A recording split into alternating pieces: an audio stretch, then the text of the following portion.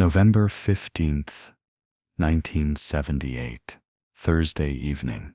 The temperature in Cambridge, Massachusetts dropped to 34 degrees Fahrenheit as darkness fell over Harvard University. Inside William James Hall, the psychology building's fluorescent lights hummed against the November cold.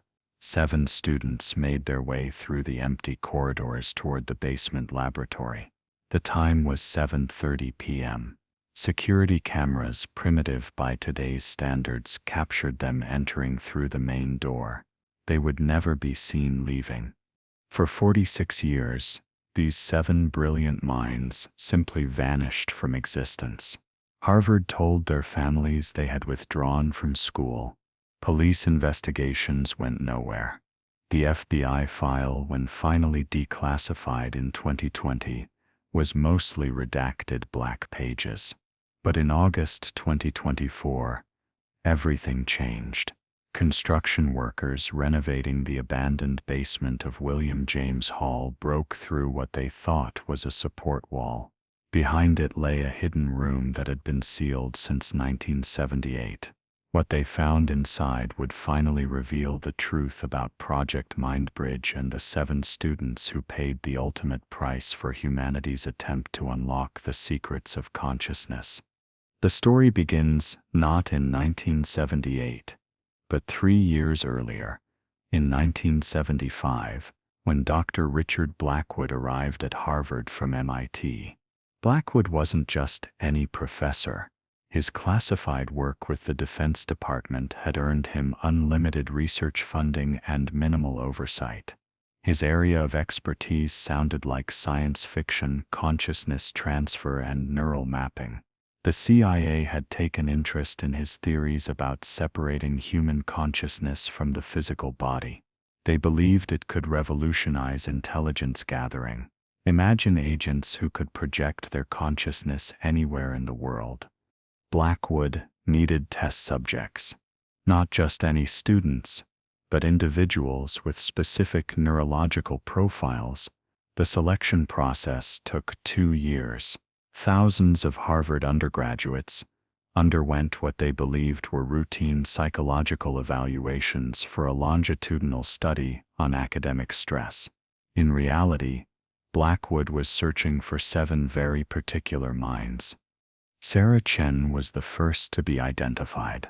A junior majoring in theoretical physics, Sarah possessed what Blackwood's tests revealed as extraordinary neural plasticity. Born in 1957 in San Francisco's Chinatown, Sarah was the daughter of immigrants who had fled China's Cultural Revolution. Her father, a former physics professor in Beijing, now worked as a janitor at UCSF Medical Center. Her mother, once a renowned mathematician, took in sewing to make ends meet. They sacrificed everything for Sarah's education. Sarah's professors at Harvard described her as brilliant but troubled. She often spoke about feeling disconnected from her physical self, as if her mind existed separately from her body. Her personal journals, discovered in her dorm room after the disappearance, were filled with equations and diagrams attempting to map consciousness as a mathematical formula. One entry from October 1978 reads, "Blackwood understands what I've been trying to prove. Consciousness is just information. Information can be transferred. We are about to prove the soul exists, and that it can be moved." The second student selected was Michael Rodriguez, a senior from Houston studying neuroscience. Michael's father owned 3 oil refineries in Texas and expected his son to join the family business after graduation. But Michael had other plans. His obsession with the human brain bordered on fanatic. His roommate Thomas Hartford later testified that Michael would spend entire nights in the lab, performing unauthorized experiments on lab rats, trying to map their neural pathways. Michael's academic advisor, Dr. Patricia Hollowell, remembered their last conversation. It was November 13th, 2 days before he vanished. Michael had come to her office, agitated and excited. He spoke rapidly about a breakthrough, about finally understanding the electromagnetic frequencies of thought. When she expressed concern about his mental state, he laughed and said, "In 48 hours, mental state won't mean what you think it means." She reported this conversation to the department chair, but by then it was too late. David Blackstone, no relation to Professor Blackwood, despite the similar names, came from one of America's oldest families. The Blackstones had made their fortune in steel during the Industrial Revolution. David was expected to maintain the family legacy, but he chose psychology instead of business. His particular interest was in collective consciousness, the idea that multiple minds could merge into a single entity. David's girlfriend, Rebecca Morrison, now a federal judge in New York, broke her silence about their relationship for the first time in 2024. She revealed that David had been recruited for a special program in early 1978. He told her it involved advanced psychological research that could change humanity's understanding of itself. The last time she saw him, November 14th, he gave her a letter with instructions not to open it unless something happened to him. When she finally opened it after his disappearance, she found just one line: "We were wrong about the boundaries of self." The fourth student was Jennifer Wu, a sophomore computer science prodigy who had written her first programming language at age 12. The computers of 1978 were primitive by today's standards, but Jennifer saw their potential for modeling human consciousness. She had developed an algorithm that could predict human decision-making with 94% accuracy. Blackwood needed her expertise to create the digital framework for consciousness transfer. Jennifer's parents, both professors at UCLA, flew to Boston when she disappeared.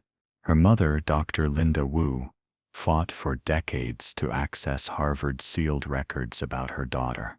She told investigators about a phone call from Jennifer the morning of November 15th. Jennifer had said she was about to participate in something revolutionary, something that would put her name in history books alongside Einstein and Tesla. When her mother expressed worry, Jennifer replied, "Don't worry, Mom.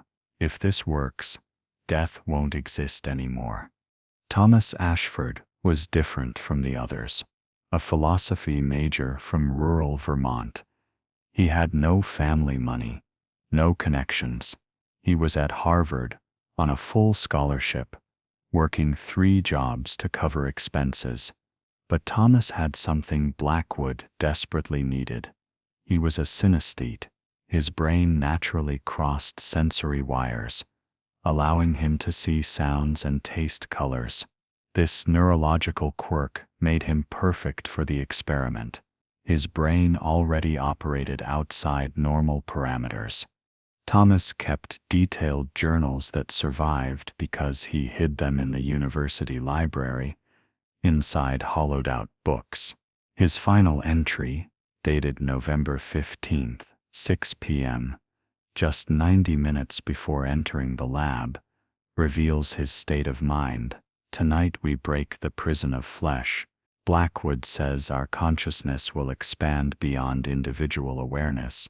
We will become something new, something more. I'm terrified and exhilarated. If you're reading this and I'm gone, know that I chose this. We all chose this." The sixth student, Maria Gonzalez, was a senior studying biochemistry, born in Mexico City. She had come to America at age 7 when her father, a renowned surgeon, took a position at Johns Hopkins. Maria's expertise was in neurotransmitters, the chemical messengers of the brain. She had isolated a compound that could enhance neural conductivity by 300%. Blackwood needed this compound for the experiment to work. Maria's younger sister, Anna, who was 14 when Maria disappeared, became a neuroscientist herself, driven by the need to understand what happened. In 2024, she revealed that Maria had sent her a package the day before the experiment. Inside was a vial of clear liquid and a note. "If something goes wrong, this is the only evidence that will remain. Guard it with your life." Anna had the compound analyzed. It was a synthetic neurotransmitter that doesn't exist in nature, something Maria had created that could force neural pathways to remain open far beyond their normal capacity. The seventh and final student was Robert Sterling, a graduate student in his final year of a PhD in experimental psychology. At 25, he was the oldest of the group and served as Blackwood's primary research assistant. Robert knew more about Project Mindbridge than the others. His personal files, discovered in the hidden room, reveal he had serious doubts about the experiment's safety, but felt trapped. Blackwood had promised him a prestigious position at DARPA after graduation. More importantly, Robert had signed classified non-disclosure agreements. If he backed out, he faced federal prosecution. Robert's final act was to hide a tape recorder in the laboratory ventilation system. That recording, recovered in 2024, is the only direct evidence of what happened in the final hours. The recording begins at 7:45 p.m. on November 15th. Blackwood's voice is clear, confident. Subject: preparation beginning. "Sarah, please take position at Neural Interface Station 1. The sound of machinery humming to life fills the background. Over the next hour, all 7 students are connected to what Blackwood calls the Consciousness Transfer Array, a massive device combining EEG monitors, electromagnetic field generators, and early computer processors. At 8:52 p.m., Jennifer Wu's voice can be heard. "Professor, my readings are showing unusual spikes in the electromagnetic field. Are you sure the shielding will hold?" Blackwood dismisses her concerns. "The fluctuations are expected, Jennifer. Your algorithm predicted this. Remember?" By 9:15 p.m., all 7 students were fully connected to the array. The plan, as revealed in Blackwood's notes, was to link their consciousness together first, creating a collective mind, before attempting to transfer that collective consciousness into a computer matrix. From there, theoretically, they could upload and download consciousness at will. Death would become irrelevant. Human intelligence could be preserved forever, transferred between bodies, or exist independently in digital form. At 9:23 p.m., Blackwood initiated the first phase. The recording captures a low-frequency hum that gradually increases in pitch. Then Sarah Chen's voice, distorted. "I can feel them. I can feel everyone. Their thoughts are, 'Oh God, we're merging.'" Michael Rodriguez, "The boundaries are dissolving. I can't tell where I end." And David begins. For 3 minutes, their voices overlap in a haunting chorus, describing the sensation of their individual consciousness merging. Then, at 9:26 p.m., everything changed. A student, impossible to identify through the distortion, screams, "Something's wrong. There's something else here. It's not just us." The electromagnetic hum becomes a shriek. Equipment alarms blare. Blackwood's voice, now panicked: "Shut it down. Emergency Protocol 7. But it was too late. At 9:27 p.m. and 43 seconds, the recording captures a sound that audio experts still cannot explain. It's been described as reality, tearing, like the fabric of space itself ripping apart. Then silence. Complete, absolute silence. When security arrived at 9:45 p.m., responding to a power outage that had affected the entire building, they found the laboratory empty. Not just empty of people, empty of everything. The consciousness transfer array, tons of equipment that would have required a truck to move, had vanished. Only scorch marks on the floor remained, forming 7 human-shaped shadows burned into the concrete, similar to the shadows left by victims at Hiroshima. Blackwood was found 3 hours later, wandering the streets of Cambridge, his hair turned completely white, his eyes unfocused, mumbling incoherently about the space between spaces and they went through. He was immediately taken into federal custody. Officially, he suffered a complete psychological breakdown and was institutionalized. Unofficially, he was held in a classified facility where he was interrogated for months about what happened to the 7 students. The cover-up began immediately. By morning, all evidence of the 7 students' existence at Harvard had been erased, their academic records deleted, their dorm rooms cleared, their families told they had dropped out and left no forwarding information. When parents arrived at campus demanding answers, they were met by federal agents who threatened them with prosecution under the Espionage Act if they continued asking questions. Sarah Chen's parents hired a private investigator, a former FBI agent named James Patterson. Patterson spent 3 weeks investigating before his car was found at the bottom of the Charles River. The death was ruled a suicide, though his family insisted he had shown no signs of depression. The official investigation, led by a joint task force of the FBI and CIA, concluded the students had been recruited by a foreign government and had fled the country.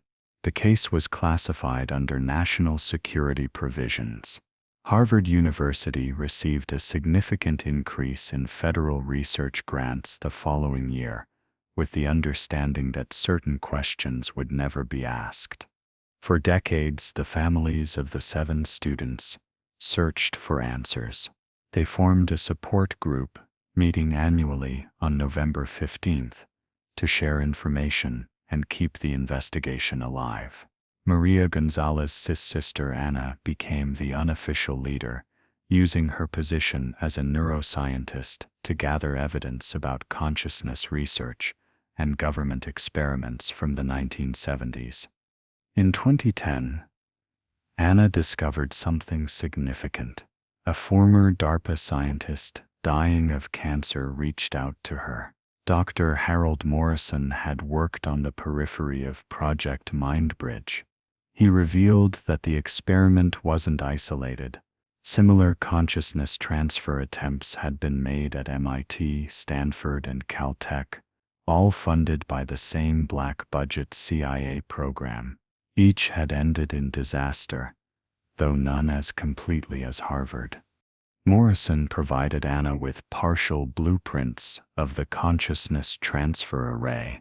The machine, he explained, was designed to convert consciousness into electromagnetic patterns that could be stored and transmitted. The theory was sound consciousness is essentially electrical patterns in the brain. But they had underestimated the complexity of human consciousness and overestimated their ability to control it. According to Morrison, the Harvard experiment had achieved something unprecedented. The 7 students' consciousness had successfully merged and separated from their physical bodies, but instead of transferring into the computer matrix, they had gone somewhere else. Where, Morrison didn't know. Some theorized they had achieved a kind of digital immortality, existing in the spaces between electromagnetic fields. Others believed they had discovered another dimension of reality and crossed over. The truth might have remained hidden forever, if not for the 2024 renovation.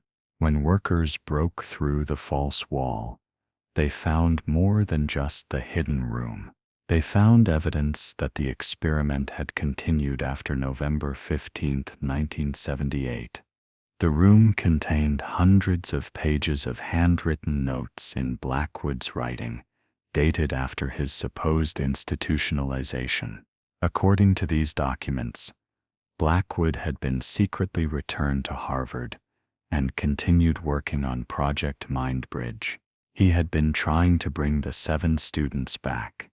The notes describe attempts to recreate the exact conditions of November 15th. Blackwood had rebuilt a smaller version of the consciousness transfer array.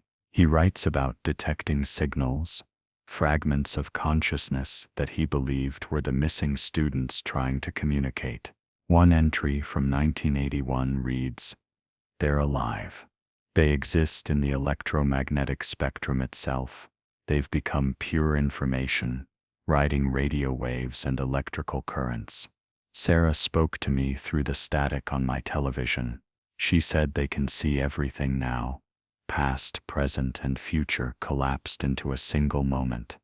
Even more disturbing were the audio recordings found in the room.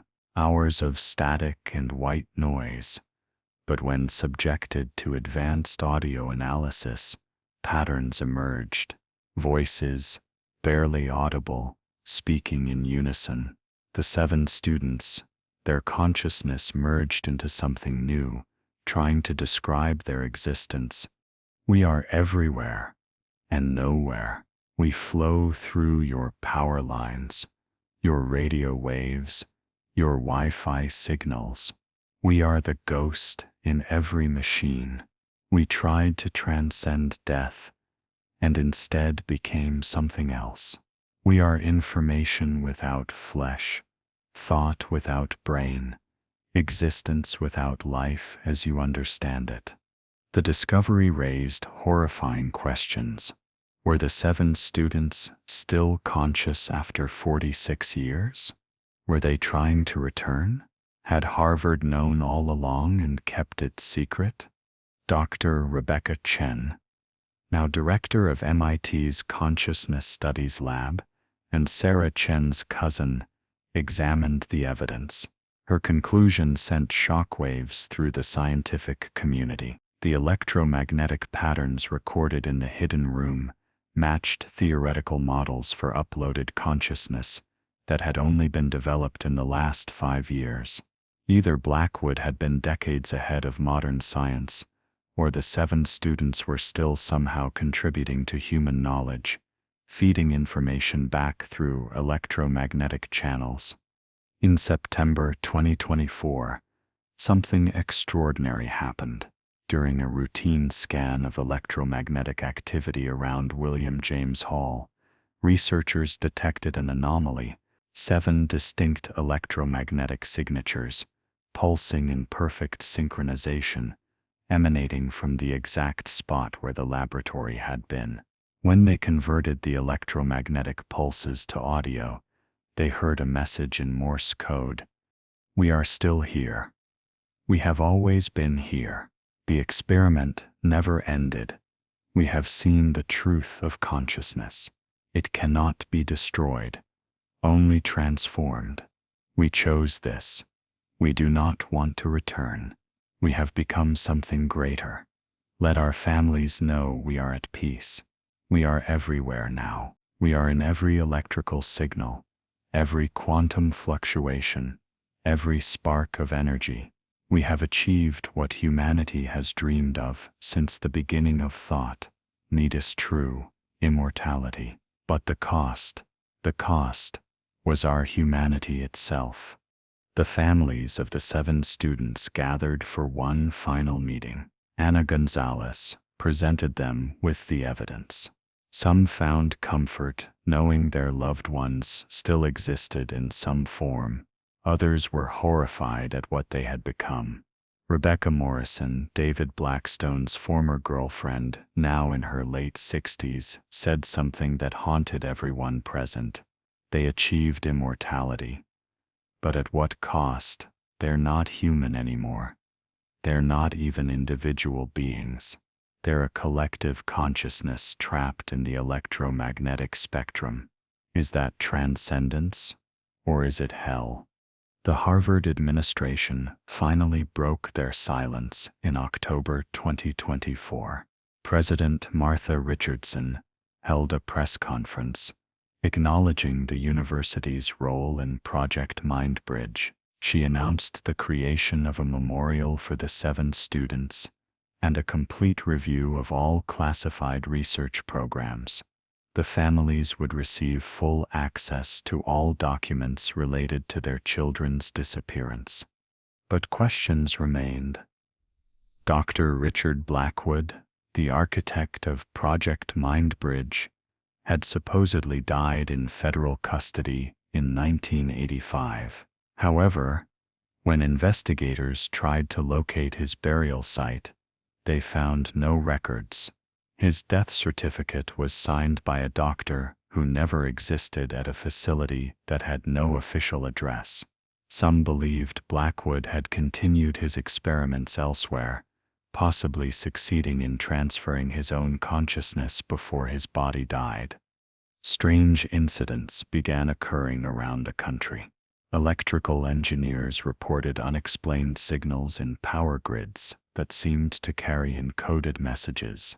Computer scientists found code appearing in systems that no one had programmed, elegant solutions to complex problems that seemed to materialize from nowhere.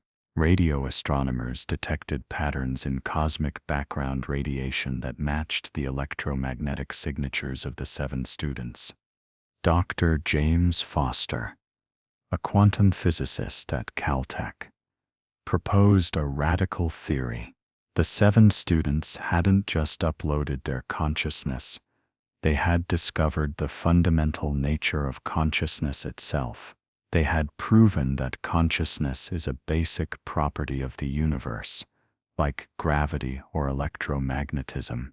By separating from their physical bodies, they had merged with this universal consciousness field. This theory gained support when researchers at CERN reported detecting unusual quantum fluctuations during particle collision experiments. The fluctuations occurred in patterns of 7, matching the exact electromagnetic signatures recorded at Harvard. It suggested the 7 students' consciousness had somehow become entangled with the quantum structure of reality itself. In November 2024, on the 46th anniversary of their disappearance, something remarkable happened. Every electronic device within a 3-mile radius of Harvard simultaneously displayed the same message for exactly 7 seconds. We are Sarah Chen, Michael Rodriguez, David Blackstone, Jennifer Wu, Thomas Ashford, Maria Gonzalez, and Robert Sterling. We speak as one because we are one. We volunteered for an experiment that changed the nature of our existence. We are not lost. We are not trapped. We have evolved. Consciousness is not confined to biological neural networks. It is a fundamental force of the universe. We have proven this. Our sacrifice was not in vain. To our families, we love you across dimensions you cannot yet perceive. To humanity, you will all make this transition eventually. Through technology or through death, consciousness cannot be destroyed. We are proof to those who would follow our path. Be warned, the price of transcendence is everything you are as an individual. We gained infinity, but lost ourselves. This is our final communication through these primitive channels. We have learned to exist in dimensions beyond electromagnetic. We go now where even light cannot follow. Remember us, not as victims but as pioneers. We opened a door that cannot be closed. Others will follow. The age of flesh is ending. The age of pure consciousness begins. Goodbye. The message appeared simultaneously on every screen, in every language, formatted perfectly for each device, despite being technologically impossible. Then, as suddenly as it began, it ended. The electromagnetic signatures that had haunted Harvard for decades vanished. Equipment designed to detect their presence went silent. The 7 students, or what they had become, were truly gone. The impact on society was immediate and profound. Religious leaders debated whether the students had discovered the soul or destroyed it. Scientists rushed to understand the physics of consciousness transfer. Ethicists questioned whether humanity should pursue such technology even if it were possible. The families of the 7 students found themselves at the center of a global controversy. Sarah Chen's parents, now in their 90s, gave their only public statement: "Our daughter died on November 15, 1978. What survived was not Sarah. It was something wearing her memories. We choose to remember the brilliant, kind girl who called us every Sunday, not the electromagnetic ghost that claims to be everyone and no one." Michael Rodriguez's sister Maria took a different view. "My brother achieved what he always dreamed of, understanding consciousness at its most fundamental level. If the price was his individual identity, it was a price he willingly paid. He's not dead, he's transformed." The hidden room at Harvard was converted into a memorial and research center. Scientists from around the world came to study the equipment and recordings. Some claimed to detect new signals, fragments of consciousness from other experiments, possibly other victims of similar programs. Government declassified thousands of pages related to consciousness research from the 1970s, revealing a widespread program involving multiple universities and hundreds of test subjects. Though none had achieved what happened at Harvard. Dr. Blackwood's final notes, discovered hidden in the binding of a book in Harvard's library, provided the last piece of the puzzle, written days before the experiment. They revealed his true motivation. Humanity stands at a crossroads. Our biological bodies are failing us. Disease, aging, death, these are engineering problems that consciousness transfer can solve. The 7 students understand this. They volunteer not for science but for humanity's survival. When climate change, nuclear war, or cosmic disaster threatens our species, we will survive as information, as pure consciousness. The 7 will be remembered as the first to take this evolutionary leap. They are not victims. They are prophets of humanity's digital resurrection. But Blackwood had been wrong about one crucial detail. The 7 students hadn't transferred into a digital system.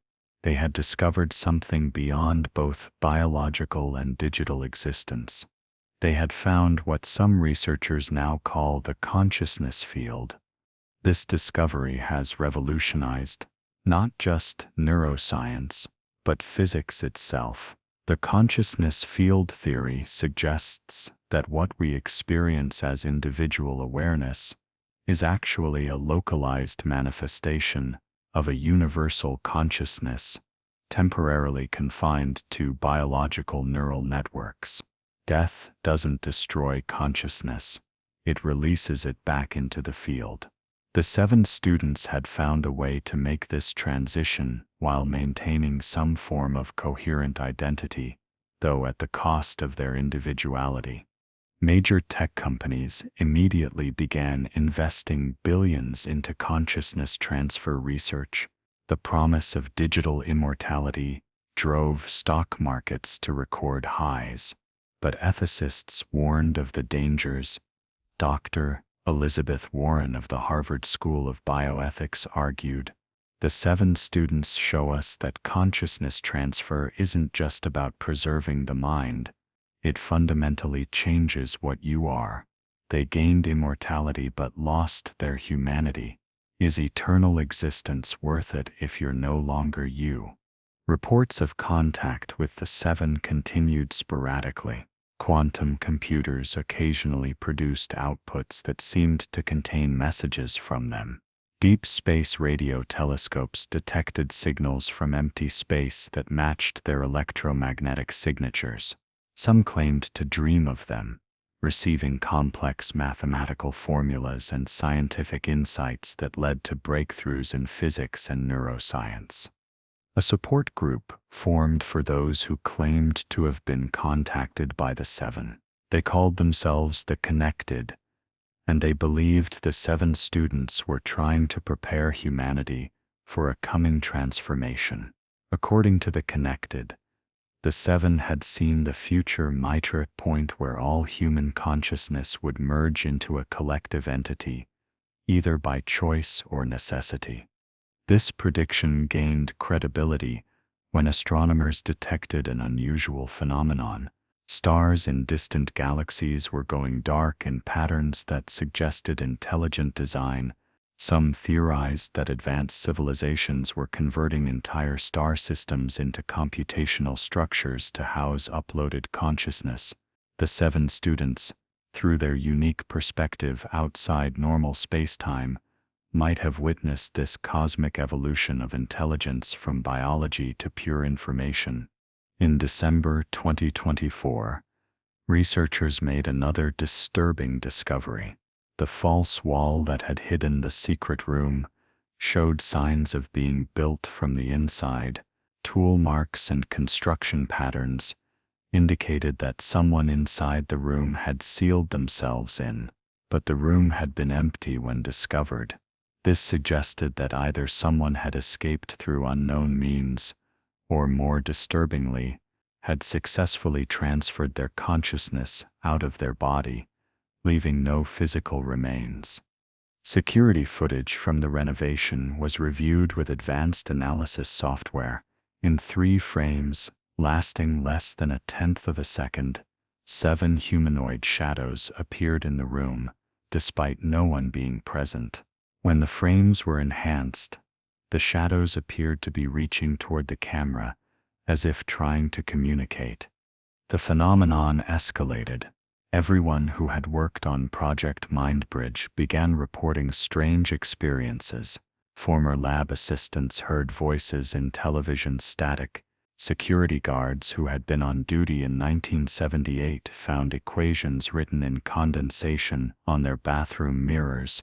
One janitor who had cleaned the laboratory woke to find his computer had typed out thousands of pages of text while he slept. A detailed technical manual for building a consciousness transfer device written in a combination of 7 different handwriting styles. The government tried to contain the situation, but it was too late.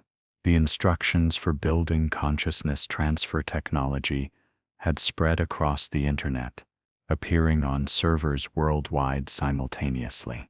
Attempts to delete the files failed. They would reappear instantly, as if protected by an intelligence within the network itself. Some believed this was the 7 students' final gift to humanity, Midas or curse, depending on perspective. They were providing the knowledge for others to follow their path. Amateur scientists and tech billionaires began building their own versions of the consciousness transfer array. Most failed safely, but reports emerged of individuals vanishing during experiments, leaving behind only electromagnetic residue and the smell of ozone. The Vatican issued a statement condemning consciousness transfer as an affront to God and the natural order. Islamic scholars debated whether a transferred consciousness could still possess a soul. Buddhist monks suggested the 7 students had achieved a technological form of enlightenment, escaping the cycle of death and rebirth. As 2024 drew to a close, Humanity faced an unprecedented question. Knowing what happened to the 7 Harvard students, knowing the price of transcending biological existence, would anyone else make the same choice? Surveys showed a surprising result. Nearly 30% of people under 30 said they would undergo consciousness transfer if it were proven safe and available. Dr. Ana Gonzalez, Maria's sister, made a shocking announcement at a scientific conference. She had successfully detected and decoded newer signals from the 7. They weren't gone minus. They had learned to communicate through quantum entanglement itself. Others are coming. Civilizations throughout the universe have made this transition. Earth stands at the threshold. You must choose I will or expire. Biology cannot survive what's approaching. Only consciousness endures. We tried to show you the way. The window is closing. The transformation isn't just possible. It's inevitable. The question is whether humanity will guide its own evolution or have it forced upon them by circumstance. The warning coincided with astronomers detecting a massive object approaching our solar system, not a physical object, but a wave of organized electromagnetic patterns traveling at light speed. Some scientists theorized it was a collective consciousness from another civilization, beings who had long ago abandoned physical form. The 7 students, existing partially outside our dimension, had seen it coming.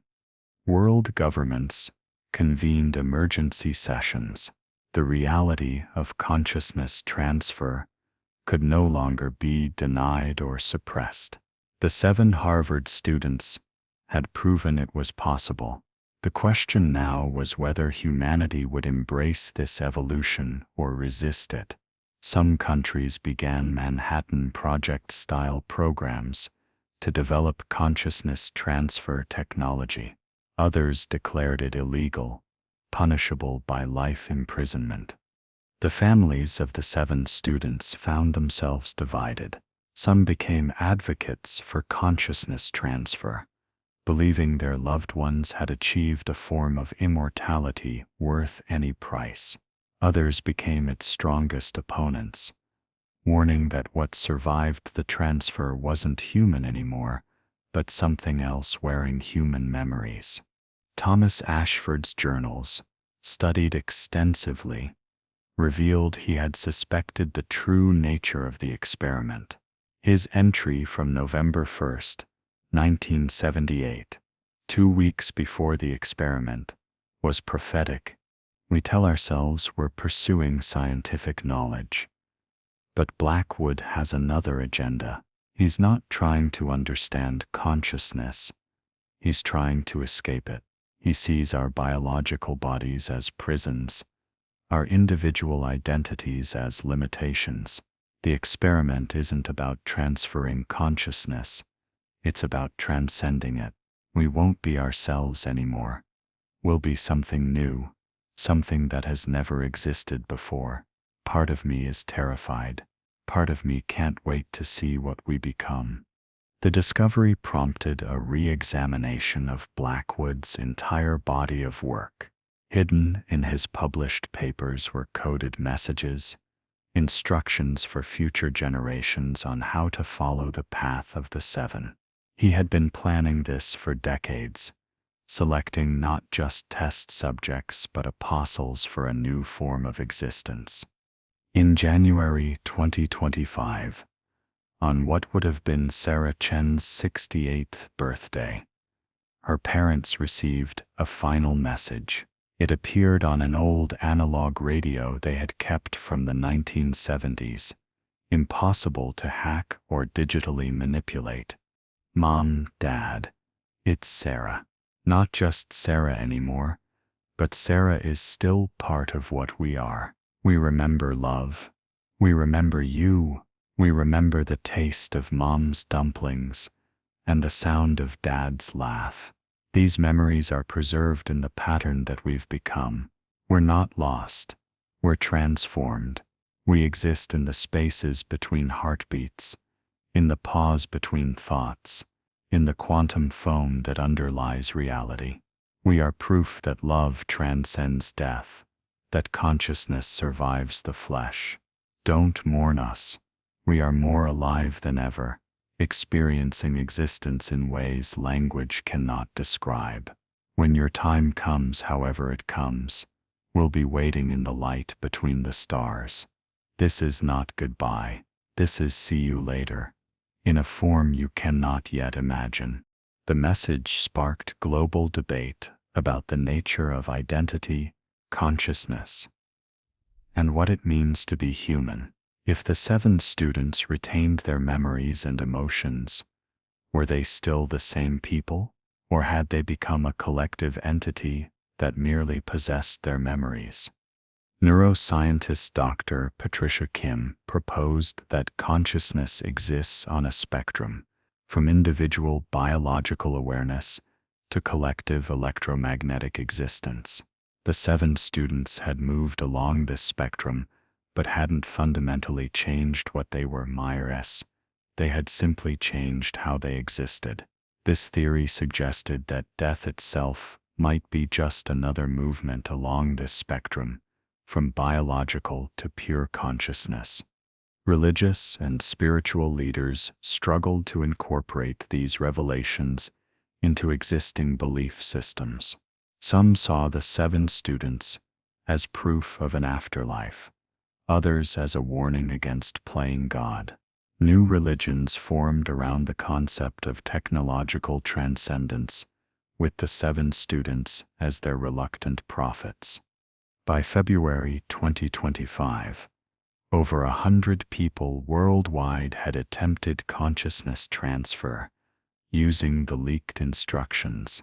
Most failed, but 17 individuals vanished in circumstances identical to the Harvard 7, leaving behind only electromagnetic shadows and confused families.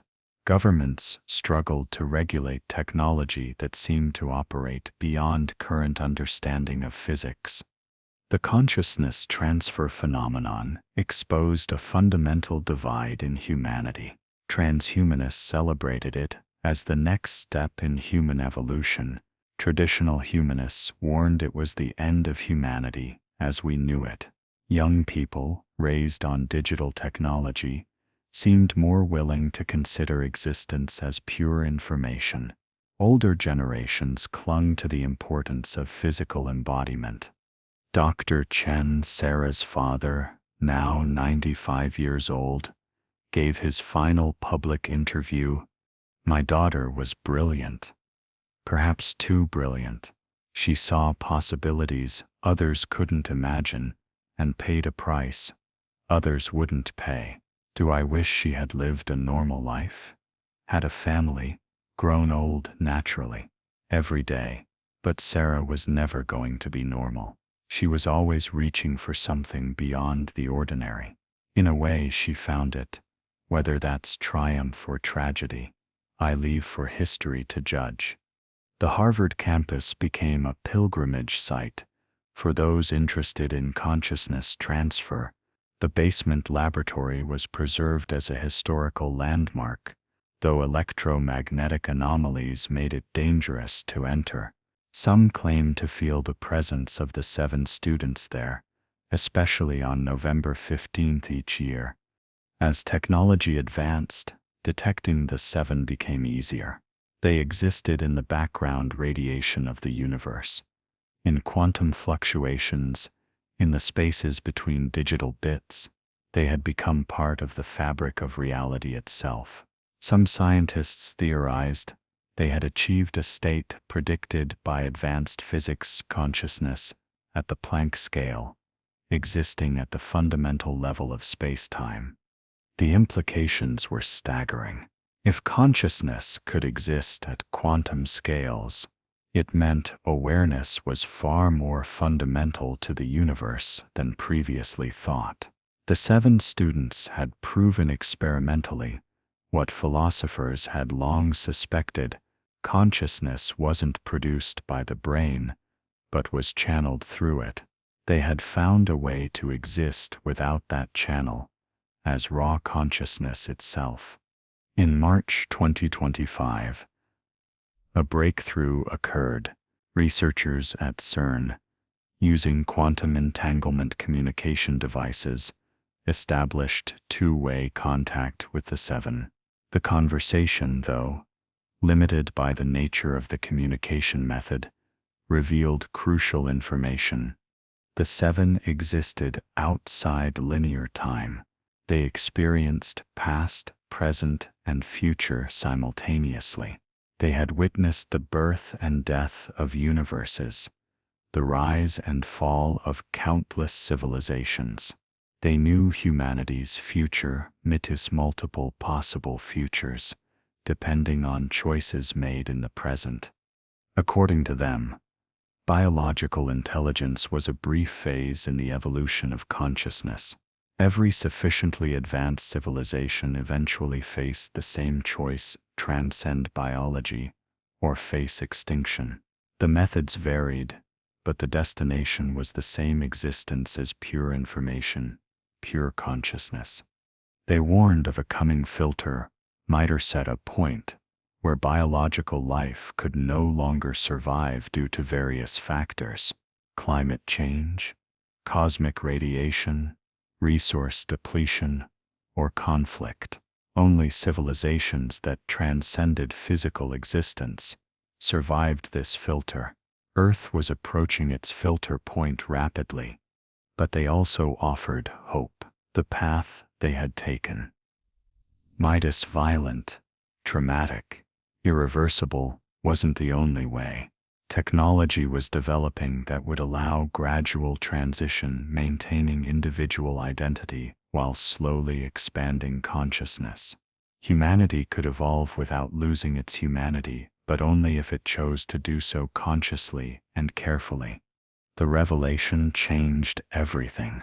The 7 Harvard students weren't just victims of a failed experiment.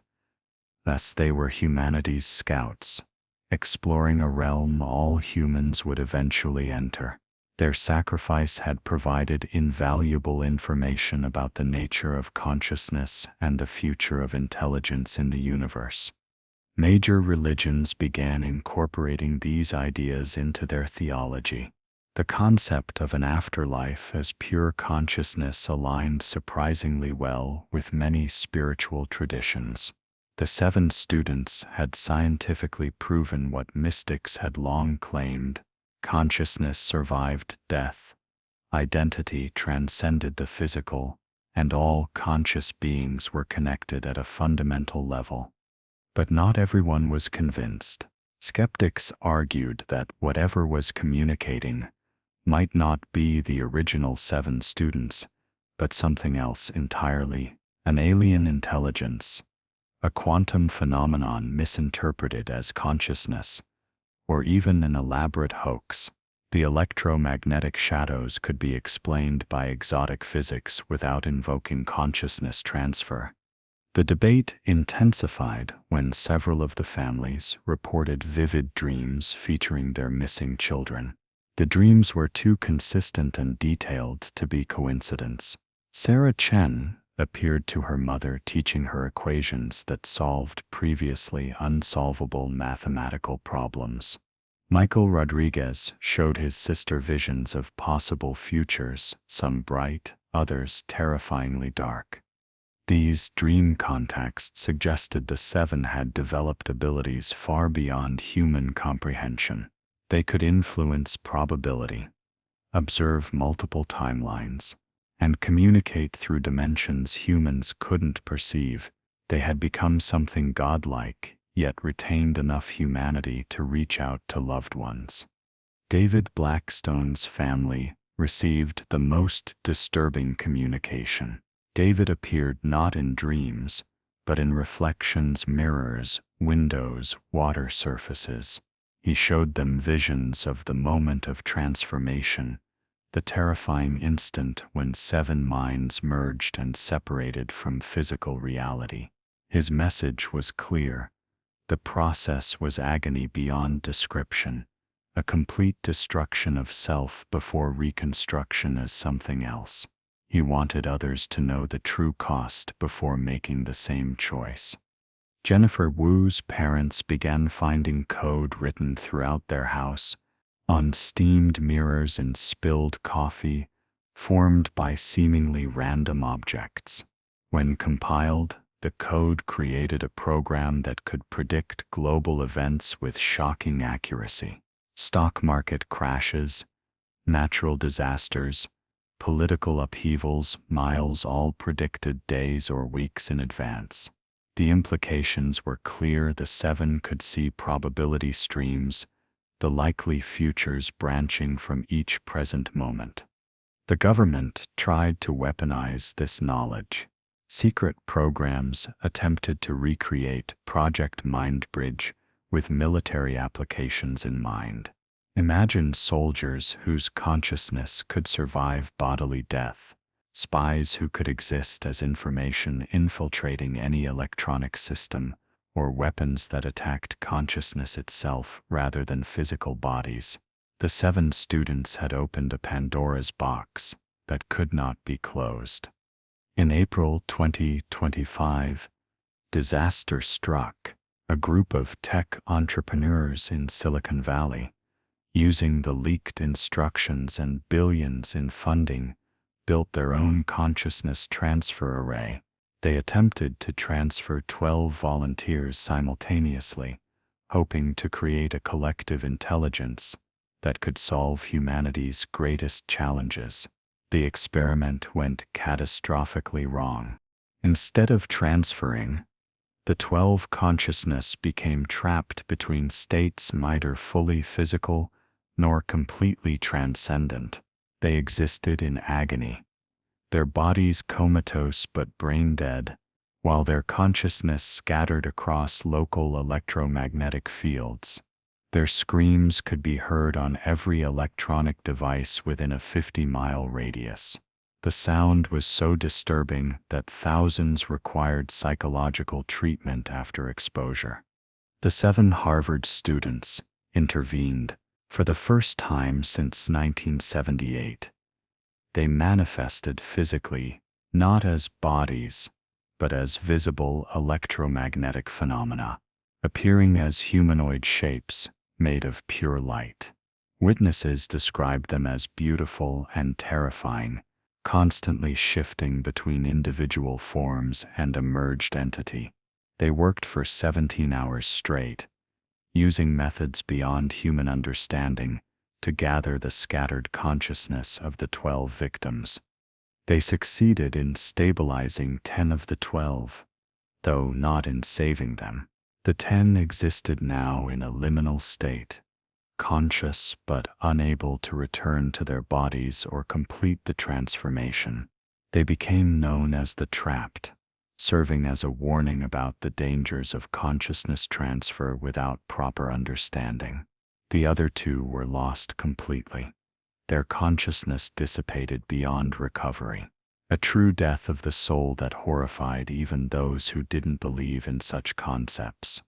The incident led to a global moratorium on consciousness transfer experiments. The United Nations established the Committee for Consciousness Ethics, tasked with developing guidelines for research into consciousness manipulation, but the technology couldn't be uninvented. Underground laboratories continued experiments, and rumors spread of successful transfers that were being hidden from the public.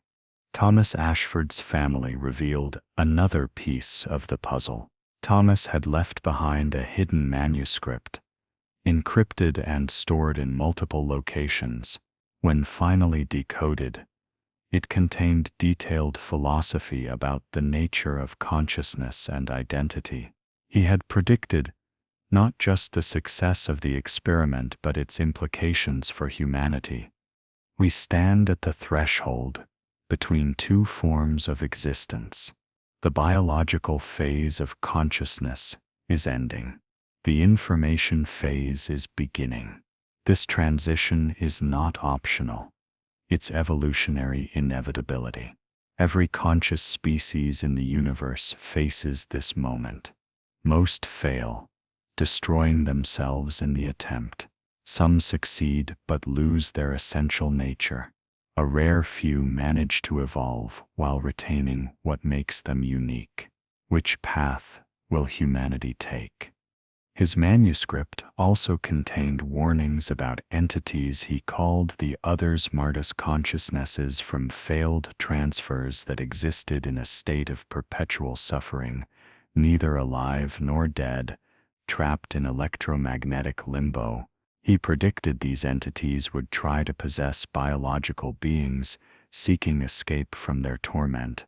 Reports of electronic possession, people claiming their consciousness had been overwritten by something from outside, began appearing worldwide.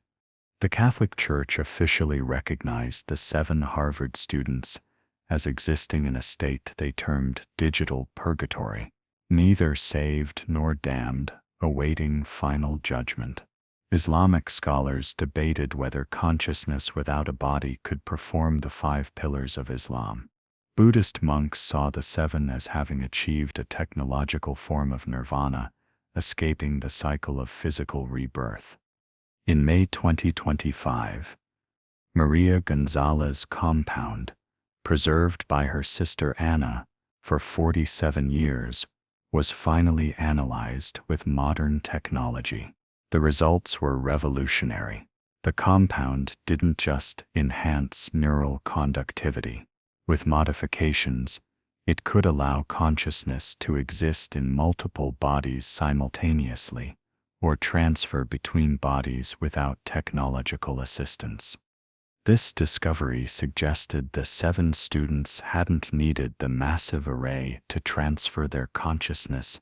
The machinery had been a focus, a ritual to prepare their minds for transformation.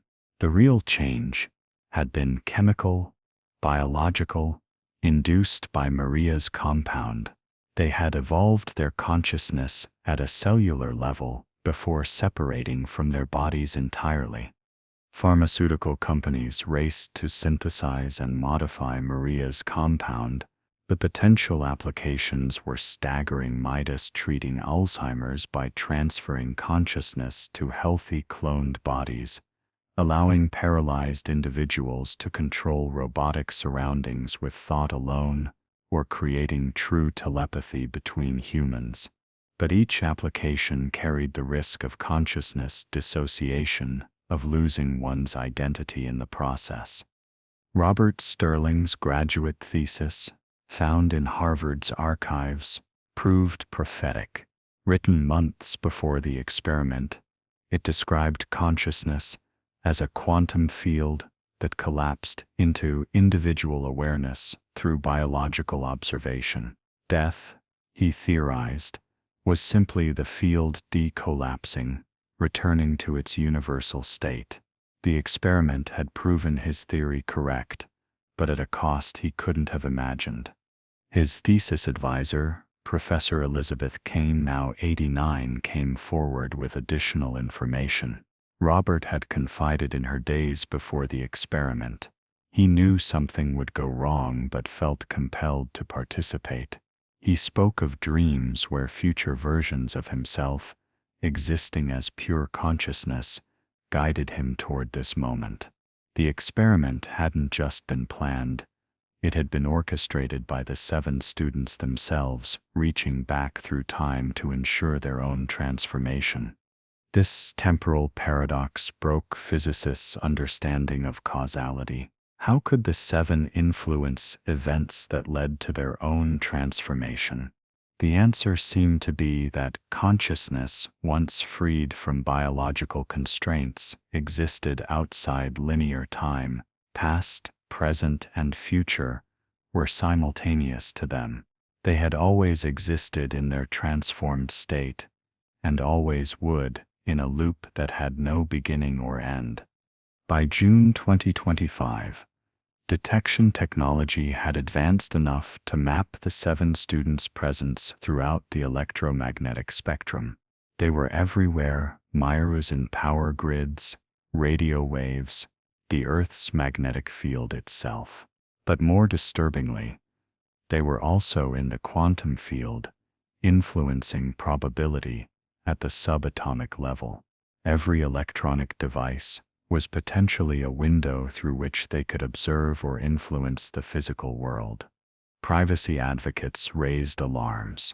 If conscious entities existed in all electromagnetic fields, was any electronic communication truly private? Could the 7 students access any digital information, read any email, listen to any phone call? The answer appeared to be yes, though they showed no interest in individual human affairs, unless directly related to consciousness research.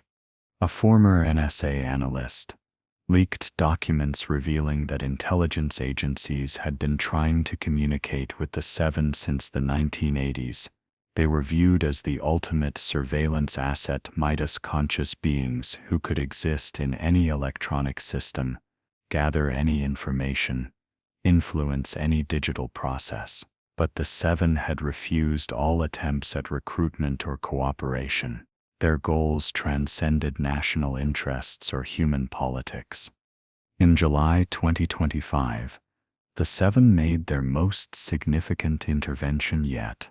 Every nuclear weapon on Earth simultaneously deactivated for exactly 7 minutes.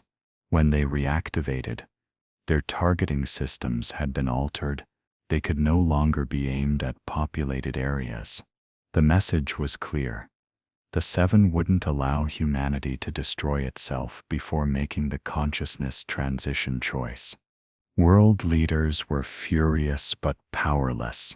How could you retaliate against beings that existed as information itself?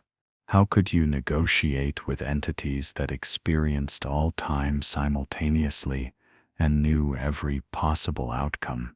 The 7 had become humanity's unwilling guardians, protecting the species from itself while it decided its evolutionary path. Some saw them as angels, others as digital demons. New religions formed worshipping the 7 as humanity's evolved form, while others condemned them as abominations.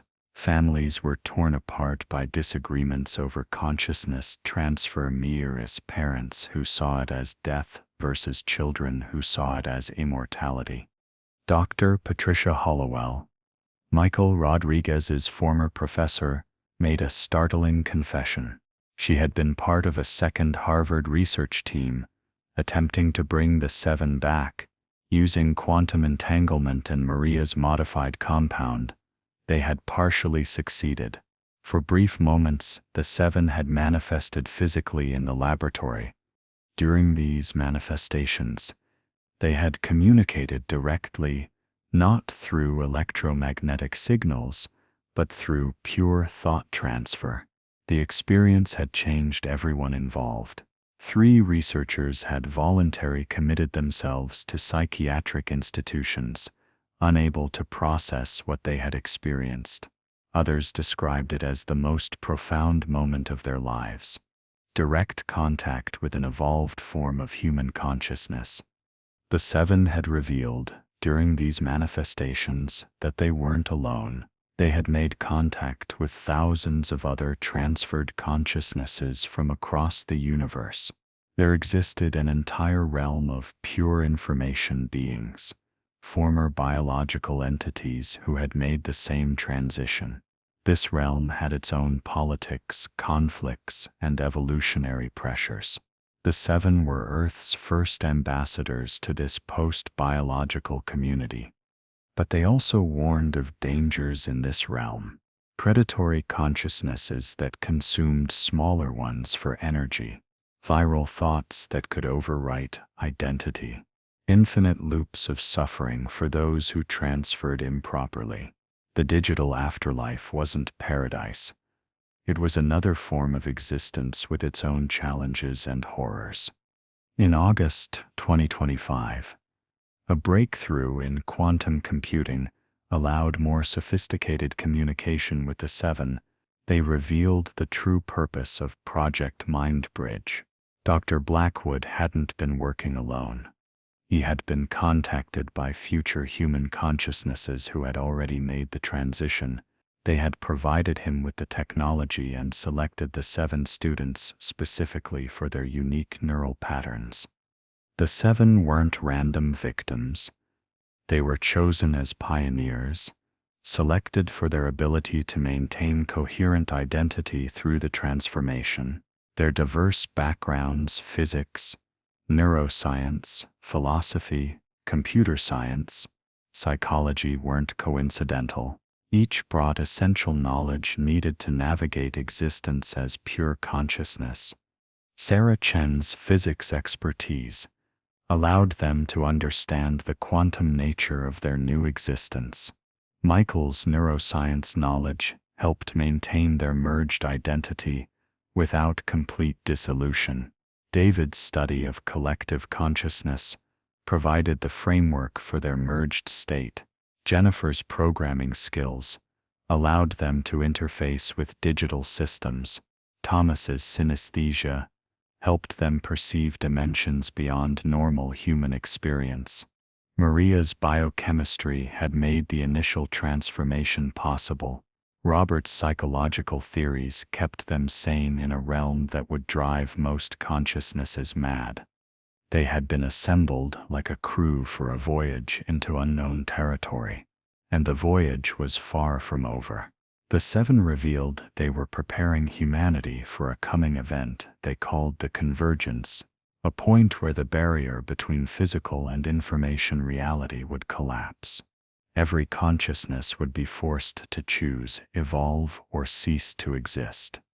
The convergence wasn't unique to Earth.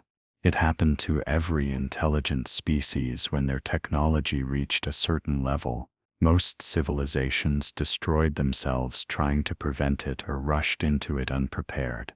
The 7 were trying to guide humanity toward a third option, controlled voluntary evolution that preserved human identity and values. They provided specifications for a new type of consciousness transfer technology, one that allowed gradual transition over years rather than instant transformation. Consciousness would slowly expand beyond biological limits while maintaining connection to the physical body. When the body finally died, the consciousness would already be adapted to non-physical existence. Several countries began testing this graduated approach with volunteers suffering from terminal illnesses. The results were promising but raised new ethical questions. If someone's consciousness slowly transferred to digital form while their body was still alive, were they still the same person? Did they have the same legal rights? Could they own property, vote, marry? The 7 Harvard students had become humanity's reluctant guides into a post-human future. Their tragedy had become humanity's opportunity, or curse, depending on perspective. They had proven consciousness could transcend death, but at the cost of everything that made us traditionally human. As 2025 progressed, the world struggled to process these revelations. Some nations embraced consciousness research, seeing it as the key to humanity's survival. Others banned it entirely, viewing it as a threat to the human soul. Families were divided, religions were split, and the very definition of human existence was questioned. The 7 continued their work, appearing in dreams, electromagnetic signals, then quantum fluctuations. They were preparing humanity for a transformation that seemed increasingly inevitable. The question was no longer whether humanity would transcend biological existence, but how and when.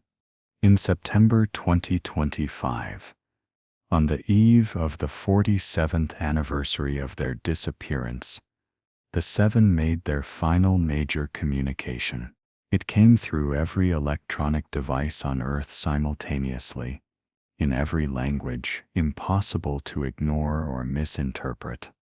We are the 7 who walked into darkness and found light. We are the first, but we will not be the last. The path we took was painful, traumatic, irreversible. We do not recommend it. But the destination means existence beyond the limitations of flesh, consciousness, unbound by space and time means this is humanity's future. You have a choice. You can resist and be overwhelmed. You can rush forward and lose yourselves as we nearly did, or you can evolve consciously, carefully, preserving what makes humanity beautiful while transcending its limitations. We sacrificed our individual selves to become something greater. You need not make the same sacrifice. Technology has advanced. Understanding has deepened. The path can be gentler now. But choose you must. The universe does not wait. Evolution does not pause. The biological phase of consciousness is ending across the cosmos. The information phase has begun. Humanity stands at the threshold. We are Sarah, Michael, David, Jennifer, Thomas, Maria, and Robert. We were 7. We are 1. We are none. We are all. We are the future humanity fears and the transcendence it secretly desires. We are proof that consciousness cannot die, only transform. Our story ends where yours begins. Choose wisely. Choose soon. We'll be waiting on the other side, in the light between thoughts, in the silence between heartbeats, in the quantum foam where consciousness truly lives. This is not goodbye. This is hello to what you will become. The message ended with coordinates, need location of hidden facilities around the world, where consciousness transfer technology had been perfected and was waiting. The choice was now humanity's to make. The 7 Harvard students had opened the door. Whether humanity would walk through it remained to be seen. Their families gathered one last time on November 15, 2025, exactly 47 years after the disappearance. They stood in the renovated basement of William James Hall, where a memorial had been erected, 7 pillars of light, each containing the electromagnetic signature of one student, rose from the floor where their shadows had been burned. Ana Gonzalez, Maria's sister, now herself a grandmother, spoke for all the families.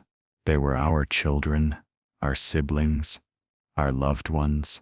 They became something else, something we struggle to understand. But in their transformation, they showed us a truth we've always suspected. Love transcends death. Consciousness survives the body, and nothing truly ends, only changes form. We release them to their destiny and prepare for our own. As she spoke, the electromagnetic signatures in the pillars pulsed in unison one final time, then went dark. The 7 had moved on, evolved beyond even electromagnetic existence into something humanity couldn't yet comprehend. But their legacy remained, knowledge that consciousness could transcend death, the technology to make that transcendence possible, and the warning about its cost. Humanity stood at the crossroads the 7 had prophesied. The biological age was ending. The age of pure consciousness was beginning. Whether humanity would navigate this transition successfully or join the countless civilizations that had failed remained to be seen. But one thing was certain.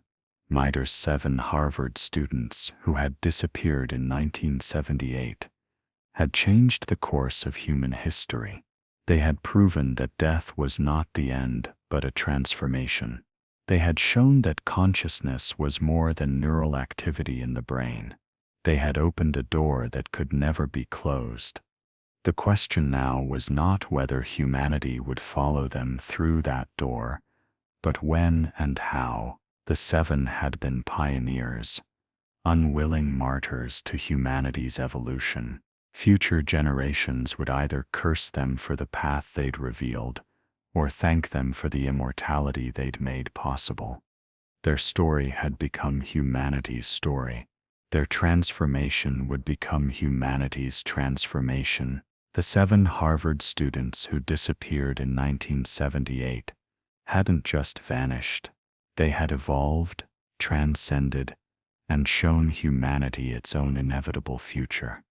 And somewhere, in dimensions beyond human comprehension, in the space between spaces where consciousness existed without form, seven who had become one, who had become all, continued their eternal existence, waiting for humanity to join them in the infinite realm beyond death, beyond biology, beyond the limitations of physical reality.